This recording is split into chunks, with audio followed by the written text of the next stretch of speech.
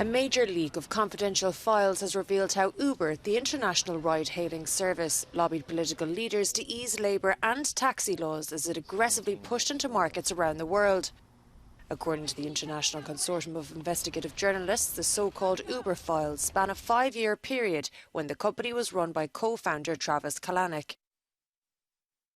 They revealed for the first time how an €88 million a year lobbying and public relations budget funded attempts to get friendly top politicians across Europe to relax employment rules for the San Francisco startup.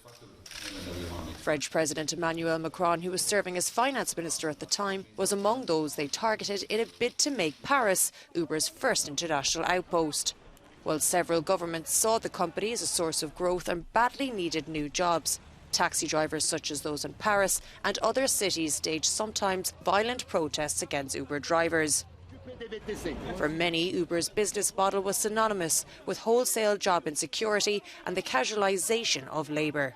Uber says its past aggressive behaviour is not in line with present values, and it is a different company today. Well, let's talk more now about that major leak of confidential files, which has revealed how Uber, the international ride-hailing service, lobbied political leaders to ease labour and taxi laws as it aggressively pushed into markets around the world. But a short while ago, I spoke to Dean Starkman, senior editor of the International Consortium of Investigative Journalists, and I asked him if he was shocked and surprised by the findings.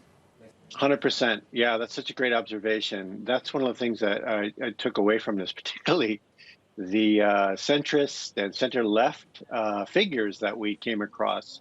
Emmanuel Macron, of course, is prominent in this, but also Joe Biden and something like a dozen former staffers of the Obama administration, some of them quite senior, were the embrace of the Uber model, which by definition upends labor protections and labor rights, was striking to me.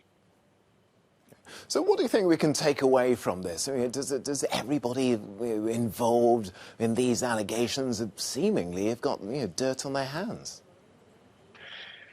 I think what you can take away is the enormous, I guess the only way to summarize is the enormous advantage capital has over labor in gaining the ear of powerful people.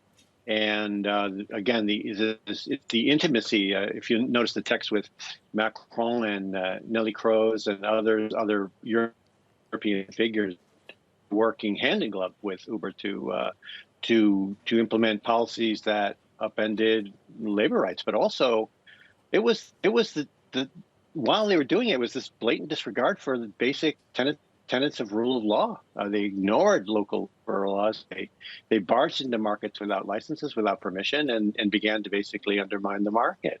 And the fact that this was tolerated or even embraced, I think, is really the thing that I have trouble getting over. And I think one of the things that I hope doesn't get lost is Uber was very explicit in trying to thwart lawful investigations of their practices by using stealth technology to block access to documents that during police raids by legitimate authorities. And I just found that to be one of the most striking things about the investigation, and one of the things that is surprising is that it was not just tolerated but embraced by these political leaders.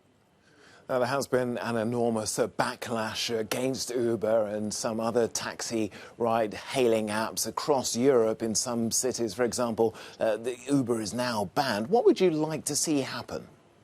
What you want is process. What you want is a rule of law. What you want is fair play.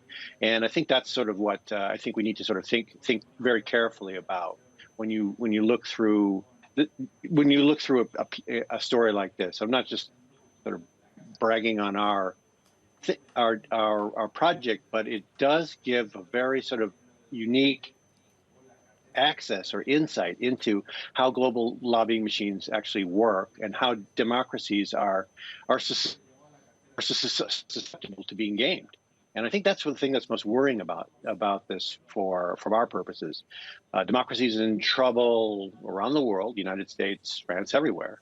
And you needed to work. You needed to work fairly. You needed to work according to the rules. You needed to work in such a way that it won't make people cynical and give up on it. So that's the thing that I think we should take away from this, is that you've got to enforce the rules, play fair, hear Uber out when they come to your market, but make sure that they abide by the rules while they're there.